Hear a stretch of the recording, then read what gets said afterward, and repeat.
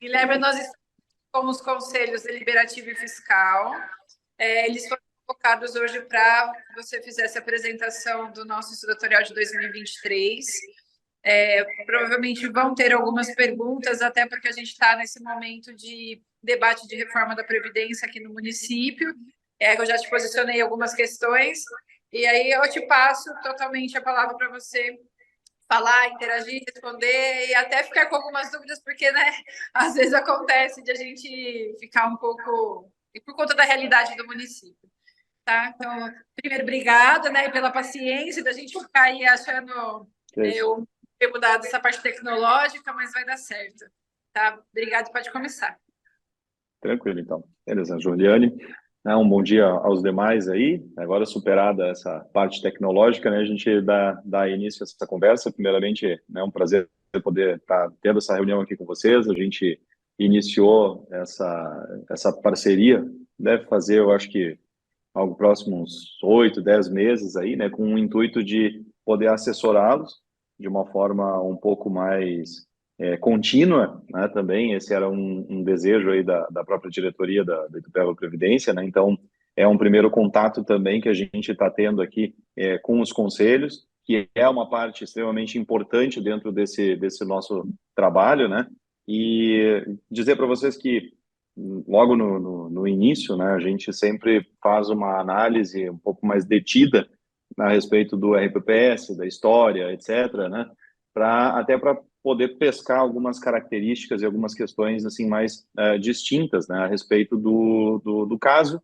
de cada RPPS. Embora a gente tenha 2.100 e poucos RPPS, a maioria, pelo menos até a emenda 103, né, de 2019, eram muito parecidos ou praticamente similares. A gente sempre reporta, né, e sempre entendeu dessa forma que existem questões que são características e atinentes a cada caso, né? Então, por exemplo, né, algo que o pessoal do Itupeva Previdência já passou, né, que a gente analisa sempre em cada caso novo que a gente começa a trabalhar, é a própria questão da característica, por exemplo, de evoluções salariais, né, dentro do município, porque cada município tem o seu plano de cargos e salários, cada município tem o seu estatuto com as suas características, né? Então, mesmo por vezes sendo municípios vizinhos, vocês têm características muito diferentes, né? Então, tudo isso nos conduz a um trabalho de tentar deixar ele o mais adequado possível às características de vocês. E aí, pegando um gancho nisso, né?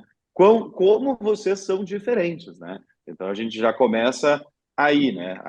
O RPPS de Itupeva, né? Ele é um RPPS jovem.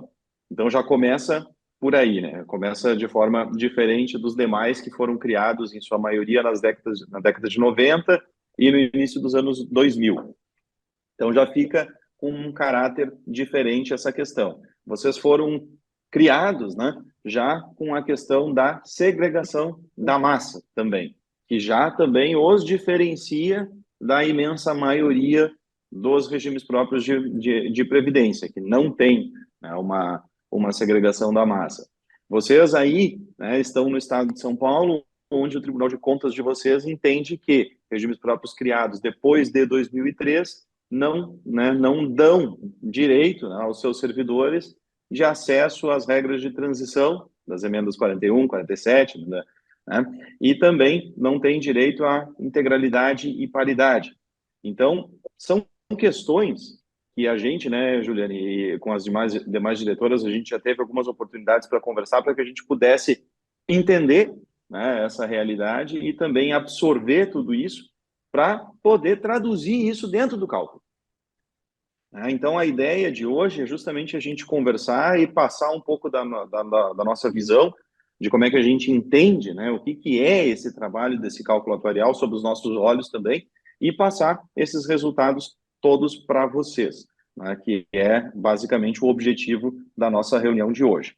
Então, assim, eu não falei, mas eu penso, tá, Juliane, que a gente possa fazer algo mais interativo. Se alguém tiver alguma dúvida, alguma coisa ao longo da minha fala, né, pode me interromper. Eu acho que fica mais dinâmico também, né? Às vezes, para não perder um fio da meada também, né? Então, fiquem à vontade, tá?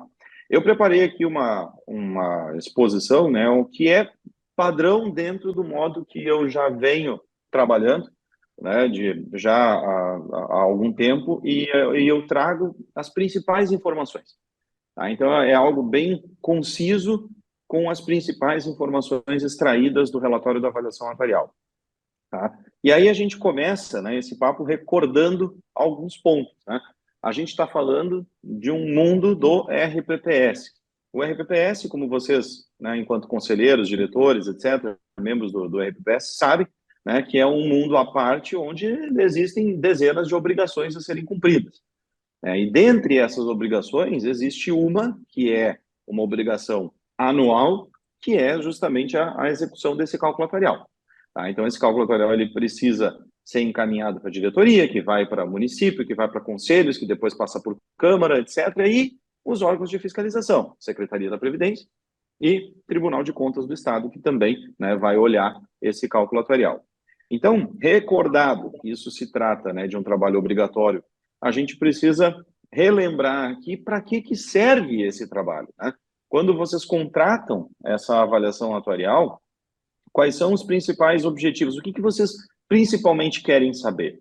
Então, de forma muito resumida, eu trago aqui os dois principais objetivos desta avaliação atuarial, deste trabalho. Quais são? O primeiro deles, determinar o que a gente chama de passivo atuarial, e segundo deles, determinar o que a gente chama de plano de custeio. Vocês, enquanto diretoria, enquanto conselheiros, né, aí do RPPS, precisariam, né, sair dessa reunião de preferência recordando pelo menos desses dois conceitos. Né? Então, quando vocês ouvirem falar de avaliação atuarial, cálculo atuarial que seja, passivo e plano de custeio. O que é cada um desses pontos? Também de forma muito objetiva. O passivo atuarial vai ser o tamanho, o valor do compromisso que o RPPS assume. Tá? E aí, dando uns passos para trás, né? Qual é o compromisso da Itupeva Previdência? É pagar aposentadoria e pensão por morte, certo? Basicamente é isso. Só existe a RPPS por causa disso, para pagar aposentadoria e pensão. E para quem? Para os servidores ativos, para os aposentados e para pensionistas, tá? Por um período indefinido. Né? O benefício é vitalício. Então, vocês até 2016, isso, né? Vocês estavam vinculados ao INSS, ao regime geral de previdência, né? E o regime geral de previdência, vocês talvez em algum momento já ouviram falar que ele opera num tal de regime de caixa, né? O regime de repartição simples, que na prática é o quê? O INSS, ele arrecada as contribuições num mês e com aquele dinheiro ele tem que pagar a folha. Esse é o regime de caixa. Eu não preciso juntar dinheiro para pagar o benefício lá na frente. Né? Isso é o que a gente chama de regime de capitalização, né? Que é o regime sob o qual os RPPS estão, né, criados. Então, a gente entra numa nova lógica, que é a lógica de capitalização. Mas aí alguém vai perguntar, mas Guilherme, a gente não tem um plano que funciona como o INSS? Sim, né? Vocês têm uma segregação da massa. Vocês têm um plano financeiro, um plano previdenciário. Eu não sei qual que é a nomenclatura que vocês habitualmente usam aí, Juliane, só para eu falar mesmo termo. É isso mesmo, plano financeiro. Tá, plano financeiro e plano previdenciário. Beleza. Na prática, quem tem segregação da massa fica com esses dois regimes ao mesmo tempo. Então, eu tenho um plano financeiro que opera tal qual o INSS e eu passo a ter um plano previdenciário que vai operar no regime, né, determinado pela Constituição, que é o de capitalização. Em ambos esses planos, compete a um atuário executar um cálculo e determinar o que a gente chama de passivo atuarial. O que é o passivo atuarial? É justamente um montante de dinheiro que esse plano de previdência precisaria ter guardado para honrar os compromissos que foram assumidos. Tá? Então, passivo atuarial ou reserva ou provisão matemática. A provisão matemática é aquela que vai ser escriturada lá no balanço, né, do RPPS e do ente. Então, esse é o primeiro objetivo, determinar o nosso compromisso passivo atuarial. E o segundo, eu falei em plano de custeio. Plano de custeio vai ser o quê? O conjunto das alíquotas que são cobradas de quem participa desse plano. E aí, mais uma pergunta simples, né? Quem participa desse plano? O ente federado, né? O patrão, o município, o orçamento como um todo e os servidores, os segurados, servidores ativos, aposentados e pensionistas. Então, resumidamente, quando a gente fala de cálculo atuarial, a gente vai fazer uma avaliação todos os anos, vai redimensionar o tamanho desse compromisso para cada um dos planos e vai verificar se as alíquotas que estão sendo cobradas, se o plano de custeio que está sendo praticado, pode ou não ser mantido.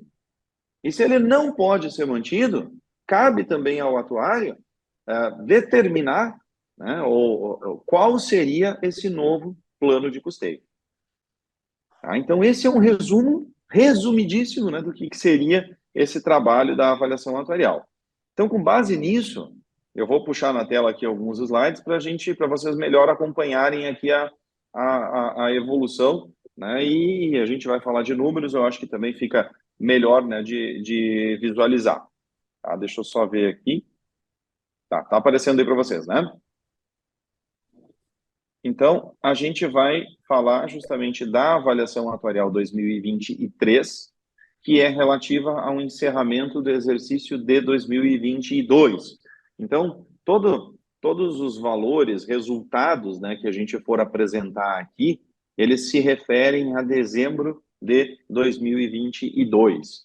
Então, iniciando, a gente vai começar aqui pelo plano financeiro, ou como recebeu uma denominação mais recente, né, o fundo em repartição, tá?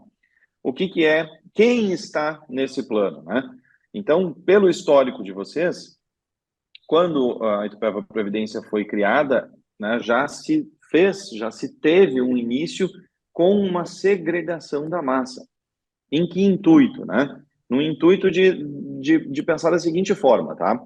Eu vou trazer aqui alguns conceitos para vocês e até num intuito de reflexões, né? Se a gente parar para pensar, o RPPS, como eu falei há pouco, ele opera num regime de caixa, né? Desculpa, num regime de capitalização, né? Eu preciso juntar dinheiro de forma prévia a pagar os meus benefícios. Beleza. Até 2016, todas as contribuições previdenciárias eram vertidas para onde? Para o INSS, certo? Então, no momento que vocês viraram a chave, passaram a ter um regime próprio de previdência, dali para frente, a responsabilidade pelo pagamento de qualquer benefício que fosse concedido passaria a ser do RPPS. Só que o que acontece? Se alguém se aposentasse por invalidez, se tivesse um óbito no dia seguinte, né, ao da criação da RPPS, essa pessoa talvez estivesse contribuindo por 20, 25 anos para o INSS. Mas quem que iria pagar o benefício a partir do mês seguinte? O RPPS. Né? Então, o que acontece? Eu até conversei e falei isso, né, para a Juliana, para a diretoria. No meu entendimento, foi uma decisão feliz, né, no sentido de ter sido criado o RPPS com uma segregação da massa, onde a gente pôde, né, deixar, e como está na tela aqui, né, todos os servidores ativos que ingressaram antes de 30 de abril de 2019 neste plano financeiro. Então, como é que vai funcionar esse fundo em repartição? Na prática, ele vai arrecadar a contribuição de todas essas pessoas que estão vinculadas a ele, né, os ativos, com data de ingresso anterior a 30 de abril de 2009, e vai verificar se tem algum benefício, né, a ser pago referente a esse grupo. Inicialmente, não tinha ninguém.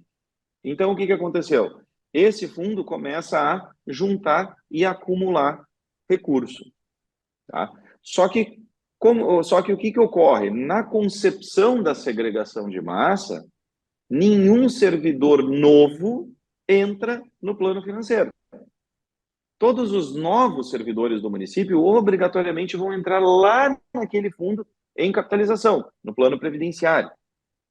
Então, a gente diz, né, que o plano financeiro é um plano fechado a novos ingressos e que a gente só vê saídas, né, ou por exoneração ou por óbito. Então, qual que é o andar normal da carruagem, né? É que os ativos venham e comecem a se aposentar. Como é um plano fechado, ninguém entra, então a minha quantidade de receita ela vai começando a cair e a minha quantidade de despesa vai começando a aparecer e aumentar. Vai chegar num momento onde a minha despesa vai superar a receita, só que daí eu vou ter um colchão financeiro formado e vou começar a consumir esse colchão financeiro. E vai chegar num segundo momento onde eu não vou mais ter recursos, e aí eu vou demandar do município, né, aportes para ele complementar a folha. Mas aí alguém vai perguntar, mas Guilherme, não tem dinheiro lá no plano previdenciário? Tem. Não posso usar o dinheiro de lá para pagar a folha daqui? Não, de jeito nenhum. Em absoluto, não. Né? Enquanto houver segregação da massa, os dois planos eles são completamente independentes. Completamente independentes. Então, né, trazido esse conceito, a gente vai ver agora as características aí do plano de vocês, que são o seguinte, né? Então, no ano passado, a gente recebeu essa base de dados e continha esse grupo aqui vinculado ao plano financeiro. A gente percebe que é um grupo de mais idade, cujas remunerações médias são mais altas, né? E tudo isso relacionado às características do grupo, né? Que ingressou até 2009. Então, tudo dentro, né? Então, quando a gente olha, e eu gosto muito de trazer esse quadro aqui, quando a gente olha para esse quadro, a gente tem que remeter aquilo que eu falei lá no início, o dimensionamento do compromisso do plano. A gente olha para cada uma dessas vidas e tem que lembrar o seguinte, para cada uma dessas pessoas, eu, RPPS, estou prometendo pagar um benefício por 10, 20, 30, 40 anos. Quanto de grana esse plano precisaria ter guardado para pagar, para honrar esse compromisso para todo mundo? Tá? Então, essas são as perguntas, essas são as questões que a avaliação atuarial ela vai trazer como resposta. Ela tem que trazer como resposta, né?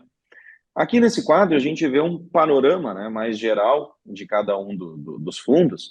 E aí é o seguinte, nós temos as duas alíquotas, né, normais, de 14% e 14%, no plano financeiro, e no ano passado geravam um pouco mais de R$ 1 milhão por mês de contribuição, de receita, contra uma folha de aposentadorias e pensões de pouco mais de 110 mil. Ou seja, né, o que eu tenho, é o que eu digo assim, vocês ainda são um RPPS que vivem uma lua de mel financeira, né? Onde basicamente vocês tudo que arrecadam vocês ainda conseguem capitalizar, né? Sobra uma grande parte do recurso.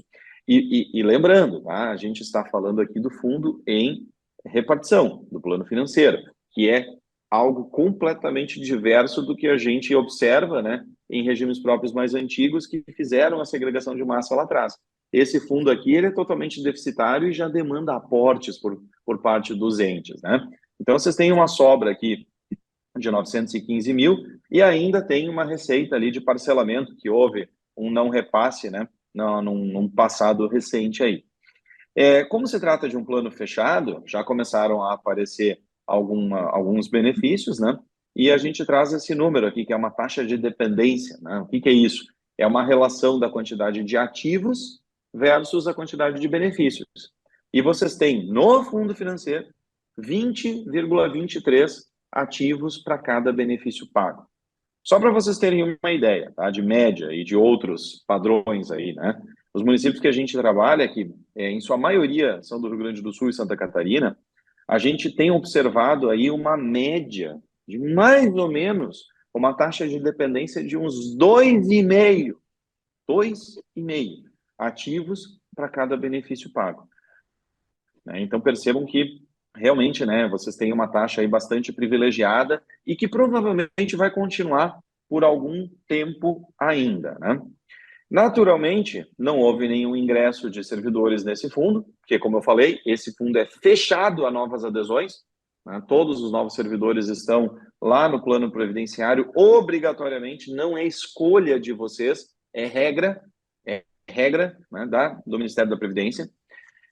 No ano de 2022, nós tivemos 13 concessões de benefícios, um total de R$ 44 mil. E aqui a gente entra já no início da informação e da ideia do que é o atuarial. Quando a gente fala de cálculo atuarial, quando a gente escuta a palavrinha atuarial, vocês têm que recordar de algo relacionado à projeção, à estimativa. A gente fala que o cálculo atuarial é um cálculo prospectivo, que olha para frente, né? Então, o que a gente tem aqui em termos de estimativa, com base nos dados de vocês, é de que nos próximos 5 anos, 208 servidores ativos deste fundo podem vir a se aposentar. E esse grupo de servidores, no ano passado, já tinha 59 anos de idade média. Já era a idade média desse grupo. Ou seja, é um grupo que de fato está próximo, né, da aposentadoria. E aí, olhem só, olhem como as coisas podem mudar e de forma muito rápida, tá? Se a minha bola de cristal, né, estiver muito boa, e de fato esse grupo todo, né, vir a se aposentar, eles recebiam, no ano passado, algo em torno de 1.400.000 de salário. Vamos supor, né, que considerando que o benefício vai ser pela média, etc., esses 1.400.000 virem 1 milhão de benefício. Eles saem da onde? Daqui e vêm para onde? Vem para cá, para a folha. Então a gente tem, né, hoje 1 milhão de receita contra 100 mil de folha. Tá? Se a gente verificar 1 milhão de despesa nos próximos 5 anos, a gente vai, né, verificar que a receita e despesa já vão começar a se igualar. E aí talvez a gente já comece, né, a ter essa necessidade de aportes por parte do município. Eu recebi um aviso aqui de 10 minutos, tá, Juliane? No link. Eu acho que a gente vai ter que depois fazer uma parada aqui técnica. Tá? Não sei se de repente já dá para gerar algum outro link, alguma coisa assim, mas eu vou tocando aqui que eu acho que dá tempo de pelo menos a gente fechar o fundo em repartição. Tá? Bom, então, entendido isso, né, a gente passa agora para a parte da análise atuarial, né, do resultado atuarial. E aqui a gente tem no plano financeiro 2 resultados. Talvez isso aqui venha até confundir um pouco a mente de vocês, mas é uma exigência que a Secretaria de Previdência passou a demandar de nós, atuários, em relação ao plano financeiro. Tá? Vamos lá.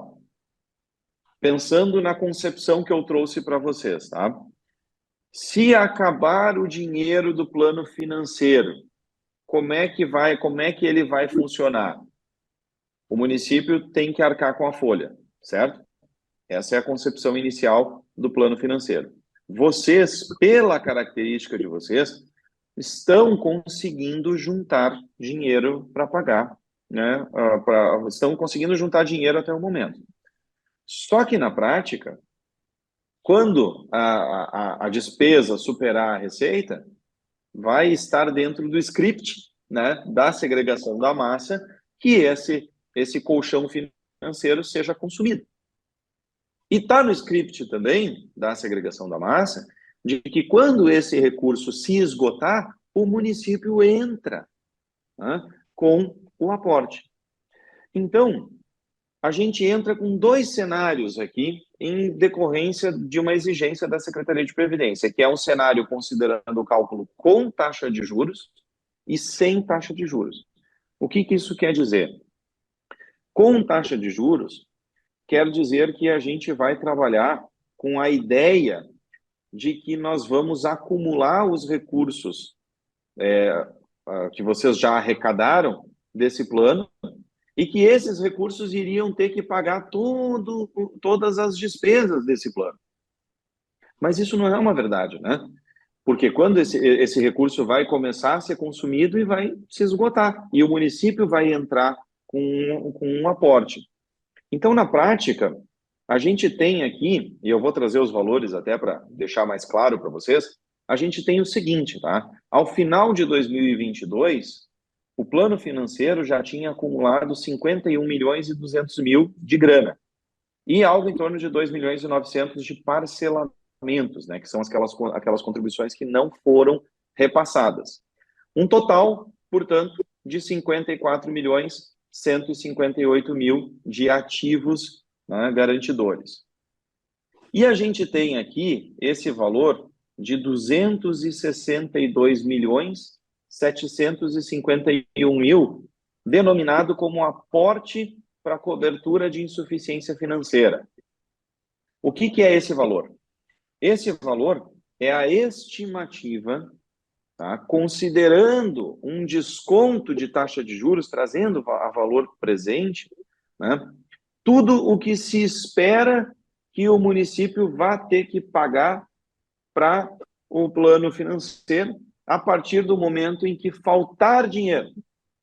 Então, do primeiro mês que o município tiver que aportar até a última pessoa vir a morrer, eu espero ter que demandar do município algo em torno de 262 milhões.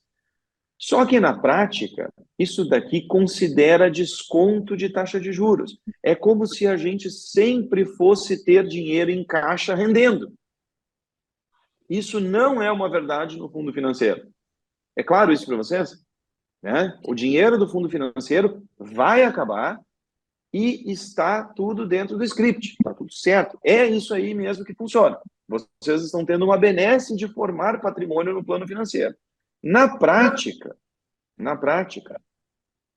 esse valor aqui, de 913.244.000, ele vai representar, de fato, o que a gente espera ter, né, de aportes por parte do ente a partir do momento em que hoje, né, esses 54 milhões se esgotarem.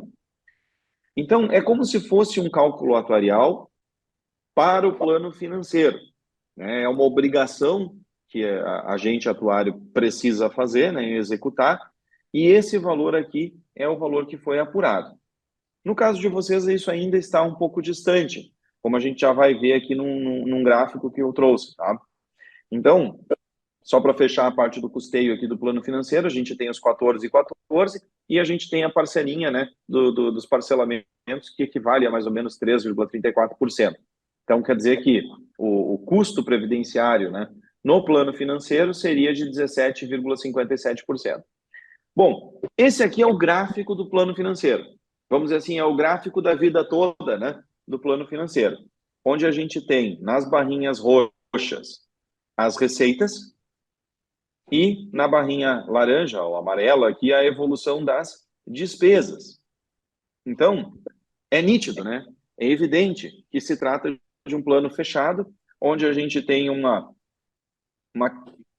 queda ao longo do tempo da receita e uma evolução das despesas. É claro para vocês também o porquê disso? Né? As pessoas vão se aposentando, vão deixando de contribuir e aposentadas vão passando a receber benefício. Então, a nossa despesa vai aumentando. Então, eu trouxe aqui para vocês alguns marcos, né, de acordo com as projeções que foram feitas, só para a gente ter uma ideia. Então, em 2023, a gente teria, né, teoricamente, 89 servidores aptos a se aposentar. Em 2024, mais 43, um total aí de 132 servidores. Caso todas essas projeções nossas de fato se verifiquem, em 2026 nós teríamos a inversão financeira. O que é a inversão financeira?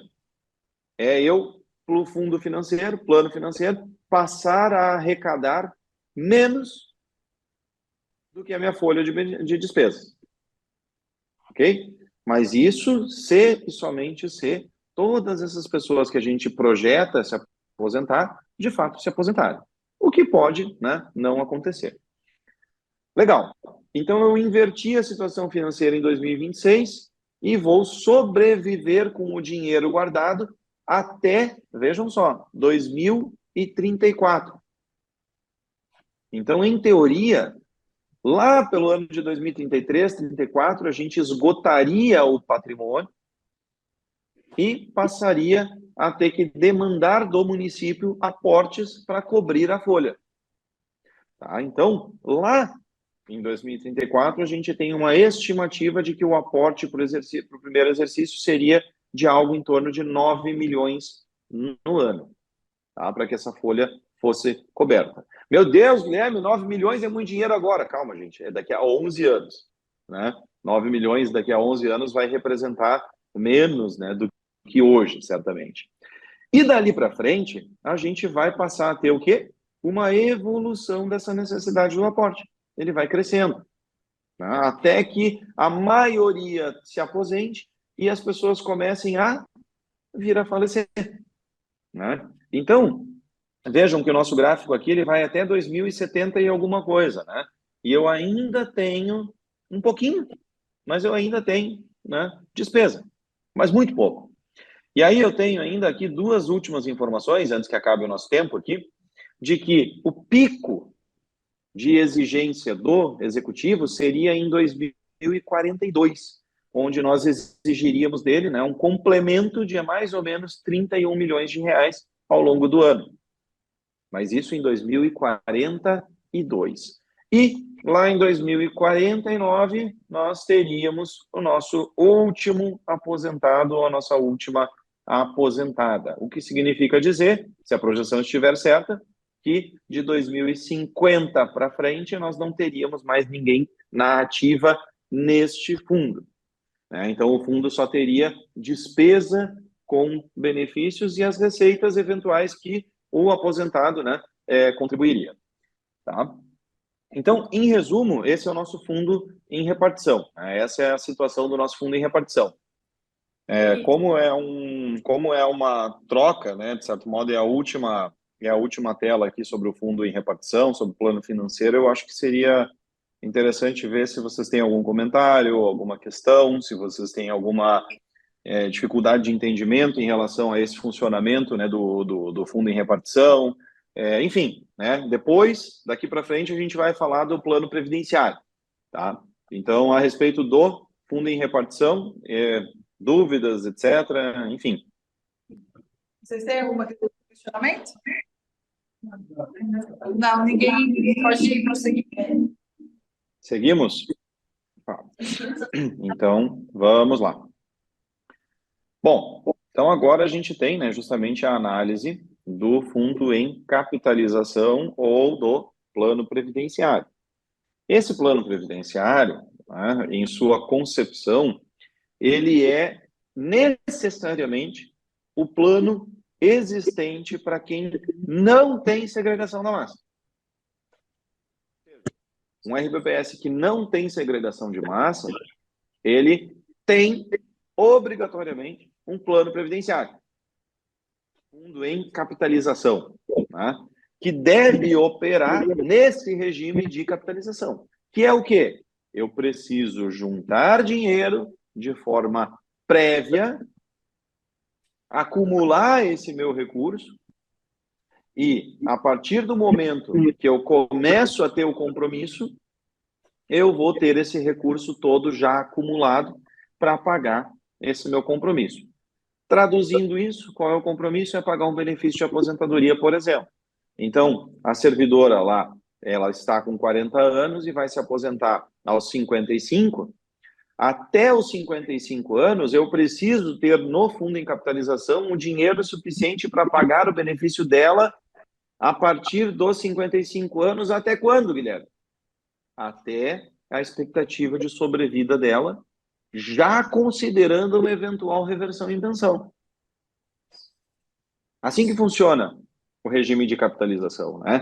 Não é acumular o dinheiro para pagar um ano de benefício, não, é para pagar por todo o período de vida dela, por todo o período de usufruição, né, desse benefício, tá?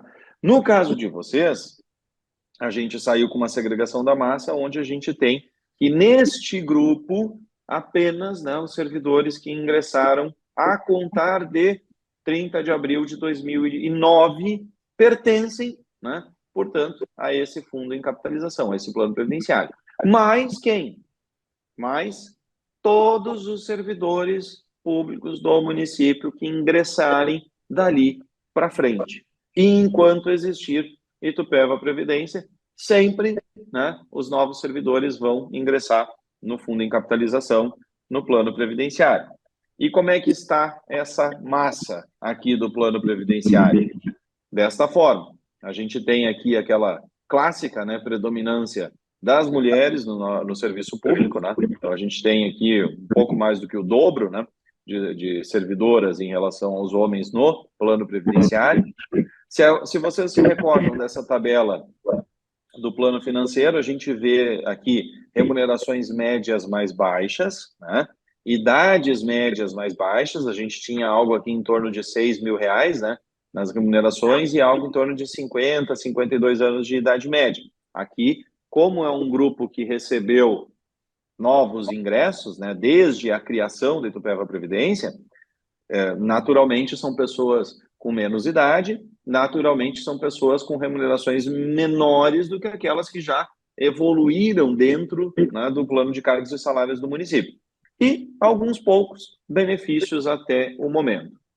Partindo para esse mesmo quadro, né, de um panorama mais amplo aqui em geral, só que agora do plano previdenciário, nós temos as alíquotas normais de 15% e de 14%, sendo que no ano passado, né, essa arrecadação das alíquotas girava em torno de 1.300.000 no mês, contra apenas 39 mil de folha. Ou seja, mais uma lua de mel financeira, né, em relação a essa parte da arrecadação, que é muito positiva ainda.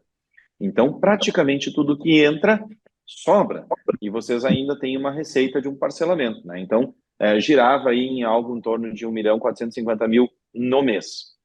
Olhem agora a taxa de dependência aqui deste fundo, do plano em capitalização. 82 servidores para cada benefício pago, né? Ou seja, é uma relação absurda, né, do ponto de vista da sua quantidade, né, muito grande, muito positiva ainda, né? E isso naturalmente reflete nessa sobra, né, nessa lua de mel financeira. E em 2022 especificamente foi um ano onde eu imagino, né, que até deva ser aqui um ano de decorrência da abertura da porteira da própria 173, né? Que a gente teve 229 servidores que tomaram posse ao longo do exercício, né? E provavelmente isso deve ter alguma relação aí, em função da quantidade, com os anos de 2020 e 2021 da pandemia, onde a gente estava, de certo modo, né, travados com a questão de novos concursos, né? E olhem um detalhe, que a mim já não chama mais tanto a atenção, mas talvez seja para vocês uma informação nova, né? Esses 229 servidores, ao tomar posse no município de Itupeva, eles entraram com 39 anos de idade média. Média, tá? Eu não sei, né, para vocês, mas é uma idade média um pouco mais elevada do que, em geral, a gente tende, né, a pensar assim quando se fala de novos concursados, né? E casualmente aqui, né, na análise desse grupo, vocês ficaram bastante próximo dos 40 anos aí, o que representa uma idade média das mais altas que a gente tem visto, né, em relação a grandes concursos assim em municípios, né? Então essa é mais uma informação e uma curiosidade aí para vocês, né?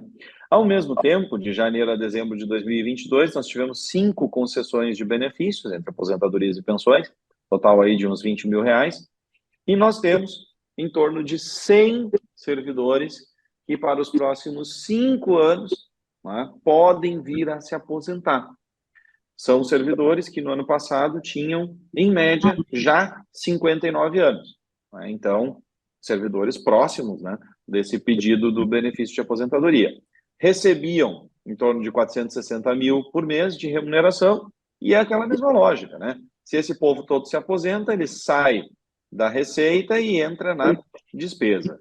Mas como é um valor menor, vocês ainda vão estar, né, com uma relação de receita bastante positiva, mesmo que esse grupo todo se aposente, né, pelos próximos 5 anos, o que a gente sabe que naturalmente vai ensejar novos concursos também, né, nos próximos anos.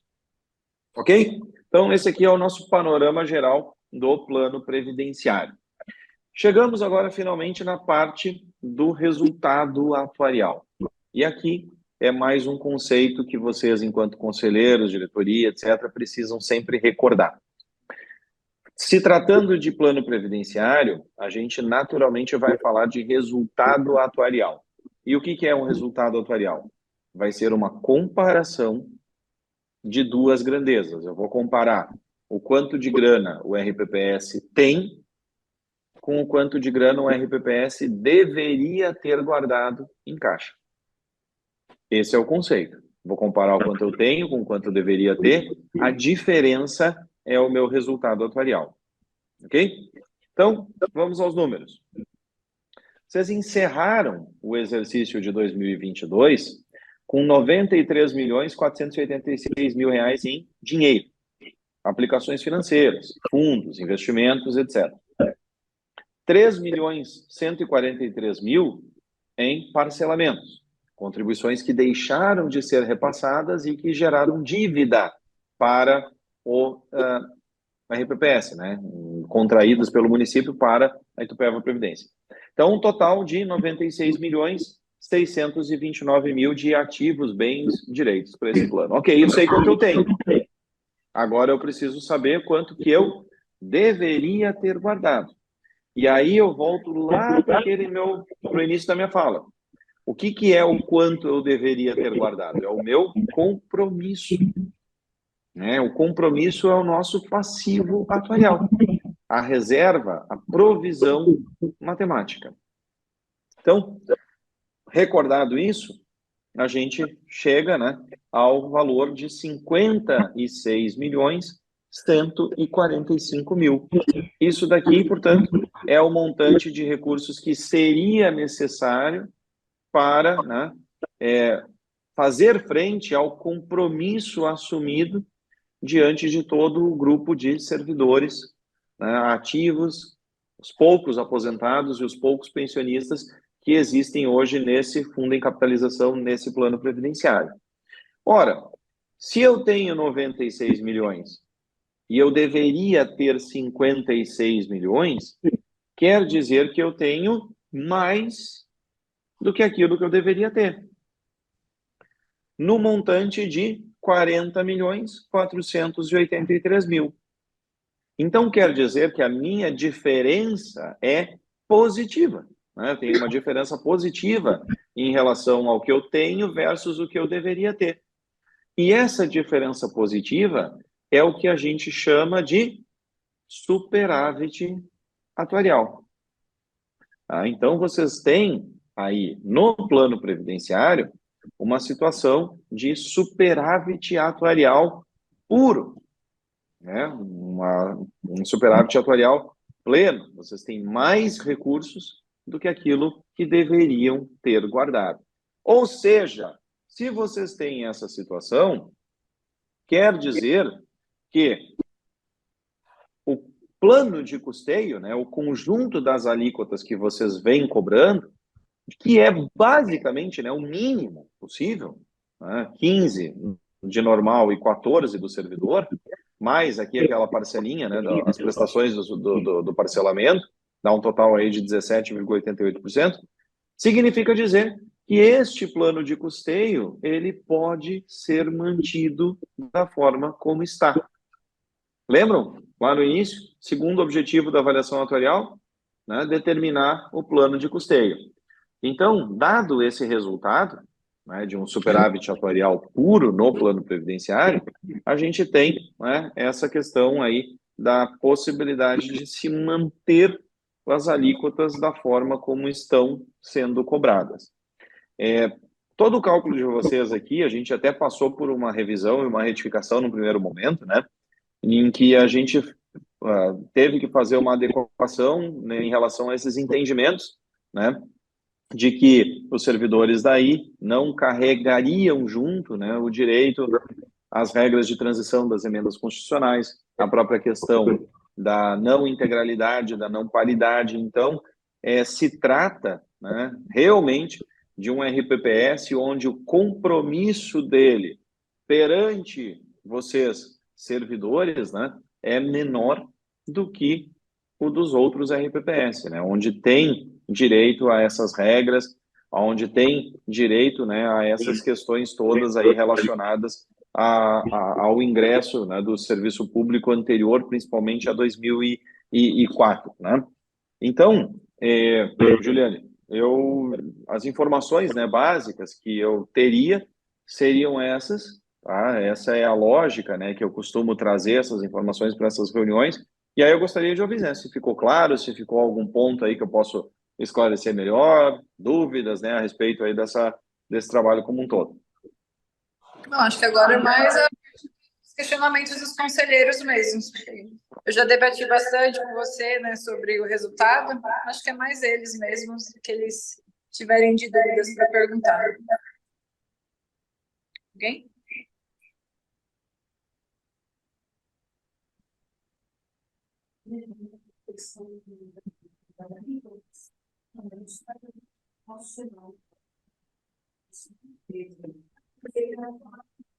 Eu não estou ouvindo, tá? Ah, tá. Não, estamos levantando aqui a questão daquilo que eu pontuei no e-mail para você. Talvez não seja o objeto da reunião de hoje, mas aí você posiciona a gente como a gente pode fazer de uma forma melhor. Porque houve a apresentação da audiência pública na Câmara e houve, diante de todas as coisas ditas, questionamento sobre a alíquota progressiva. Eles entendem que talvez a questão da alíquota progressiva seja mais vantajoso para o servidor no cenário atual e eles gostariam de ter essa ideia de, tipo, hoje paga 14, mas quanto eu poderia pagar ou quanto seriam as faixas de contribuição. Acho que eu mandei para você o questionamento. Uhum.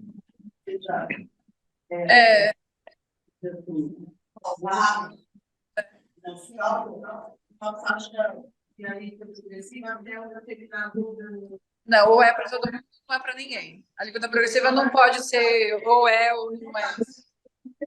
Então, você pode falar da alíquota progressiva um pouquinho? Sim, vamos lá.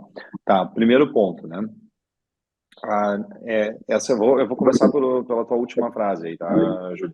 Que é a questão de que, em relação ao custeio a ser cobrado do segurado, a gente não tem como diferenciar custeio.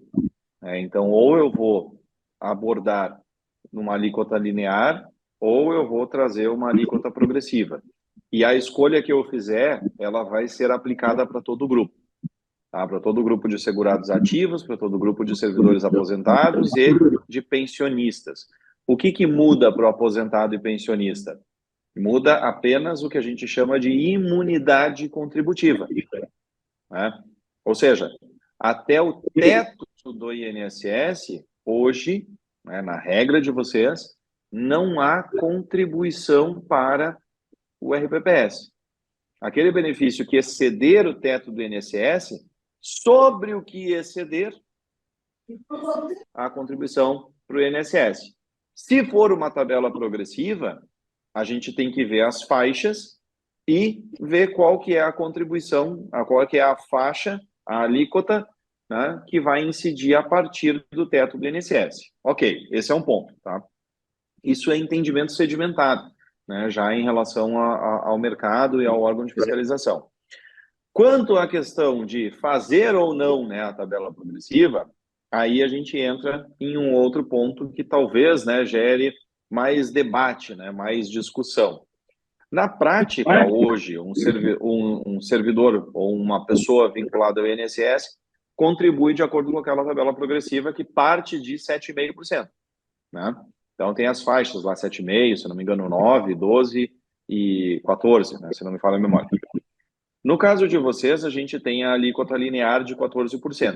Então, vem uma primeira pergunta. Posso fazer tabela progressiva aqui no município? Pode. Tá? Independentemente de ter déficit, independentemente de ter segregação de massa ou não, isso não tem nada a ver. Pode aplicar a tabela progressiva. Primeiro ponto. Segundo ponto. Existe alguma regra ou aplicação mínima quando eu optar pela tabela progressiva? Sim. A portaria 1467, ela veio e trouxe um entendimento, tá, de que nos casos de municípios que têm déficit atuarial, entende-se, né, que quem tem segregação da massa tem déficit atuarial, que é o caso de vocês, a gente teria que aplicar uma tabela progressiva, seja ela qual for, porém, a arrecadação proveniente desta tabela progressiva seja de, no mínimo, o que se arrecada com os 14%. Tá? O que isso quer dizer? O que isso significa dizer? Eu não poderia, ao aplicar um cenário de tabela progressiva, o caso... Oi? Não, é que ela não entendeu, aí outras pessoas foram explicar para ela, mas você não tinha concluído ainda. Sim, enfim. Ou seja, o que isso significa dizer, né? Que se eu optar por um cenário de tabela progressiva, a minha receita de contribuição não pode ser inferior ao que eu já arrecado dos 14%. Tá? Ou seja, eu vou ter que achar uma tabela progressiva, estabelecer faixas de contribuição que certamente vão taxar menos quem ganha menos, e dependendo do quão menos eu for taxar aqueles que menos ganham, eu vou ter que sobrecarregar mais aquele que ganha mais para que eu possa manter os 14% de arrecadação. Pois não? Janaína tá gravando. Eu não entendi o que foi falado. Não, esperou aqui. Primeira coisa, isso fica só para o servidor ou isso é repassado para o ente? Essa da alíquota progressiva? Não, a alíquota progressiva, ela pode ser também praticada pelo ente, mas eu não vejo que faça sentido, tá? O ente pode manter uma alíquota linear, né, que fica até mais fácil de operacionalizar, né? Porque continua indo mas algo mais de a terceira parte. A alíquota mais de terceira ficar no tem isso eu perguntei sobre essa educação. Hoje uma coisa também, ele falou que o mínimo teria que começar a 14%. Já cadê? Não foi isso que ele falou. Ele falou que você faz a conta de 14%, certo? Você faz uma conta de 14%, aí você vai chegar no resultado. Essa conta final, você tem que preservar ela. Aí você vai procurar alíquotas dos servidores para que esse resultado final seja equivalente aos 14 que já são. Foi isso que ele disse. Então, isso. Eles colocaram nos da reforma. Eu não estou ouvindo. Se o pessoal quiser chegar mais perto, eu consigo ouvir aí.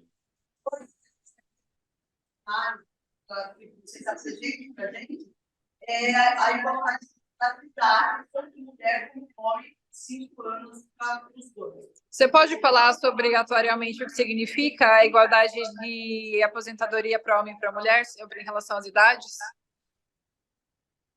Porque o que está acontecendo... Obrigatoriedade? Não, não vejo que tenha obrigatoriedade, né?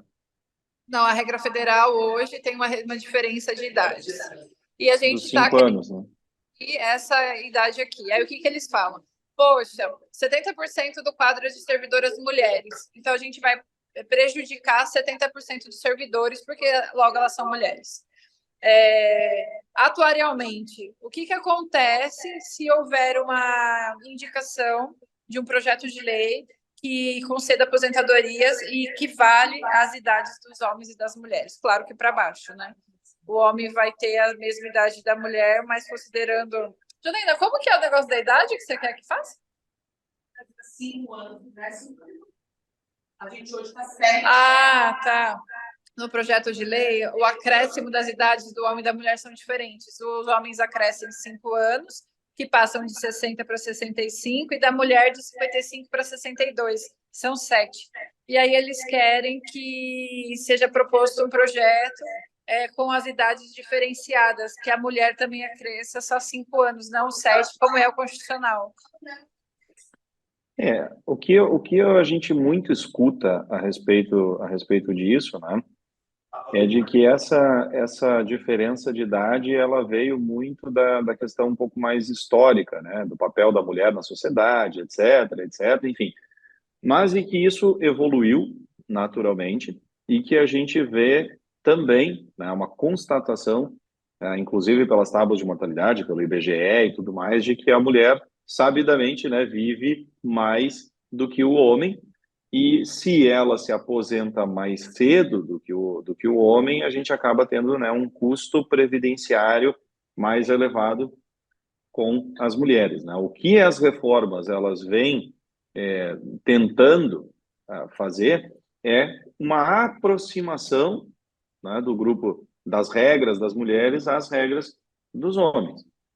Talvez numa próxima ou em algumas próximas reformas a gente veja até, quem sabe, uma equiparação das regras, sem distinção, né? Então o que a gente está vendo aqui é uma tentativa do governo, né, nesse sentido.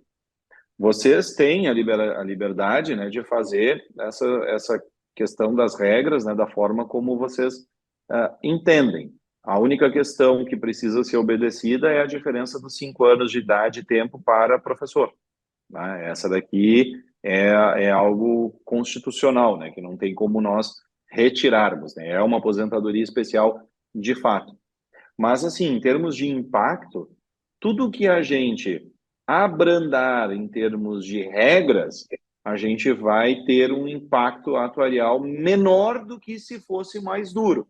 Essa é a lógica, né? Quanto mais restrito for o acesso ao benefício de aposentadoria, mais tempo a pessoa vai levar para acessar esse benefício e menos tempo ela vai receber esse benefício enquanto aposentada. Então, essa é a lógica, né? Então, assim, tem que ver, né, a questão dos projetos de lei, enfim, o que está sendo discutido, né? Mas basicamente essa é a teoria, né?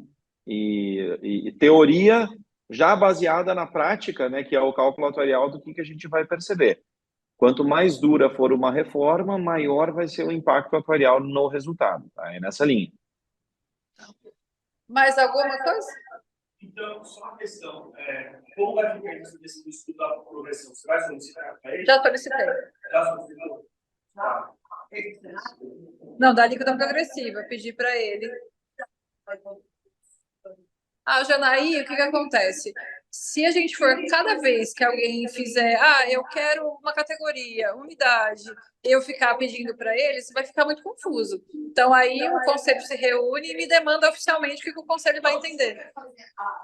Aí vamos fazer... porque a posição minha, da diretoria enquanto presidente, é copiar a regra federal, não é abrir exceção.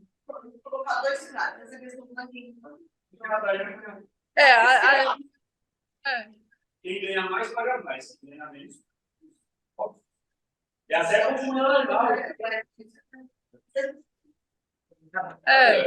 A gente vê os resultados e a gente debate, sem problema nenhum. Agora, em questão a ficar vendo diferenciação de projeto de lei, aí como não é uma postura minha enquanto presidente, enquanto, né, gestora, de ficar criando regras diferentes, eu falo isso desde a primeira reunião, que a minha intenção é replicar a regra federal, eu não vou demandar para que ele faça. Aí o conselho vem e o conselho me demanda, e aí, por ordem do conselho, eu faço.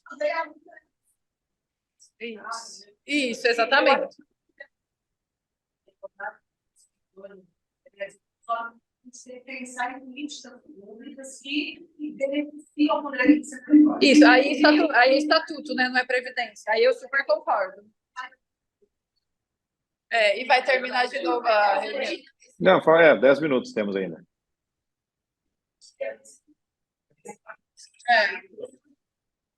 Isso.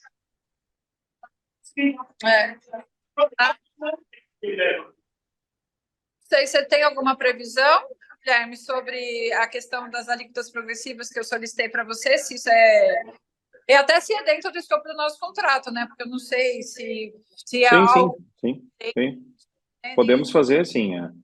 A ideia é só encontrar uma sugestão de tabela que esteja adequada às regras, né, da Secretaria de Previdência, né?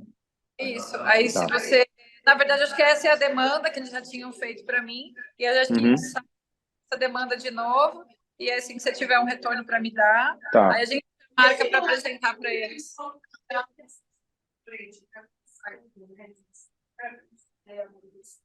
Não, porque, na verdade, se você tem o 14% de mínimo e a prefeitura já paga isso, quem tem que ver se é viável ou não, quem tem que ir atrás de ver ou não. Uma vez o Guilherme falou assim para mim, que eu tenho que parar de querer trabalhar para o município.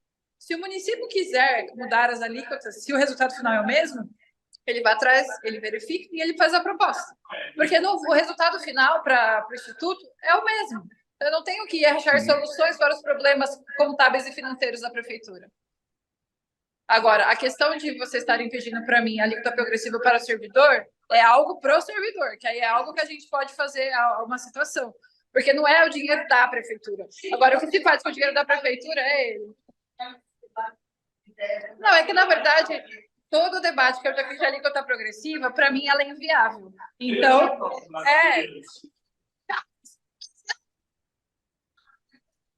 exatamente. Mas por todo o debate que eu já havia feito, por todas as palestras em congressos, e a gente vê qual é o posicionamento do Guilherme, não tem problema, do resultado final, na hora que você pensa na situação concreta, eu não achei que era uma coisa vantajosa. Pode ser que ele apresente números que seja, mas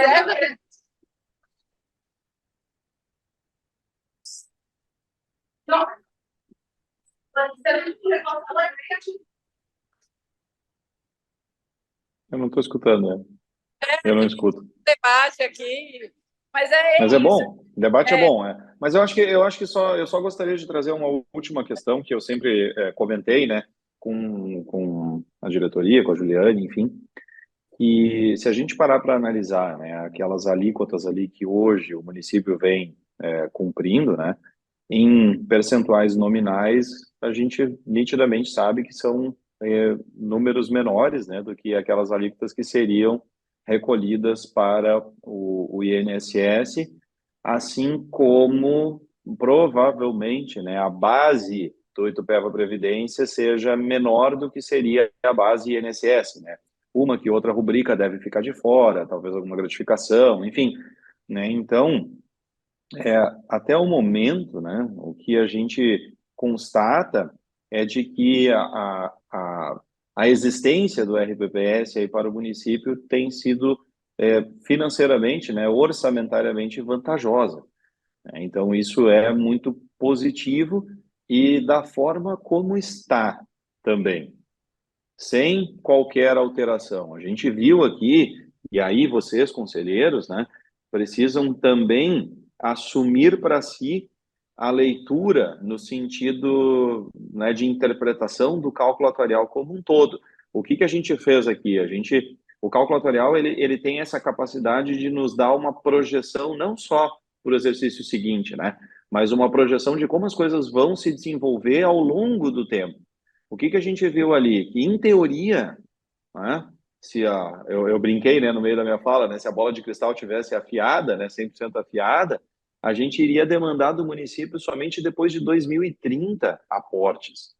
Ou seja, até lá, não é só uma lua de mel financeira para o RPPS, mas também para o ente, né, em relação a essa decisão. Toda e qualquer reforma que vier, hoje, não é uma reforma obrigatória. Tudo que era obrigatório, mandatório, né, da emenda 103, vocês já o fizeram. Vocês já cobram os 14%, vocês eventualmente retiraram auxílios, não me recordo se tinha ou não, mas tudo isso já foi feito. Daqui para frente é algo que vocês precisam deliberar em conjunto. Logicamente, o executivo pode propor a qualquer momento, mas que vai ser avaliado pela Casa Legislativa, né? Então, são questões extras, são questões, né, opcionais aí em relação ao contexto. Mas o que a avaliação atuarial nos diz hoje? Que a situação financeira e atuarial do RPPS, né, é bastante confortável e que ainda, né, demanda por um certo tempo essa mesma situação também para o ente patrocinador, né? Então, eu acho que só gostaria de deixar essa ressalva que já conversamos isso algumas vezes, né, Juliana? Para instituir a alíquota progressiva, é vinculado à adoção das emendas? É separado, né? Tu vais ter que, na verdade, não as emendas, tá? Mas o que que acontece? Só para a gente explicar para todos, né? O artigo 149 da Constituição, ele traz o texto da questão da alíquota linear e da taxação dos aposentados e pensionistas. Então, na emenda 103, veio uma nova redação desse artigo 149, onde abre a possibilidade da alíquota progressiva. Então, teria que fazer eles chamaram, né, muito de referendo, né, ao artigo, a nova redação do artigo 149 para poder fazer a aplicação da tabela progressiva, tá? Mas esse artigo 149 é o mesmo artigo que abre a possibilidade de taxar aposentado e pensionista a partir de um salário mínimo e abre a possibilidade de se instituir contribuição extraordinária, né, para todos. Tá? Então, é só isso. Mas abre a possibilidade, quer dizer que será feito. Mais alguma coisa? Tá, então a gente aguarda o resultado da questão das alíquotas progressivas e a gente conversa de novo. Tranquilo. Então tá, pessoal. Bacana aí, obrigado pelo espaço, né, pela oportunidade, e nos encontramos numa próxima. Tá bom, obrigada. Tá bom? Tchau. Tchau, pessoal. Tchau. Até mais.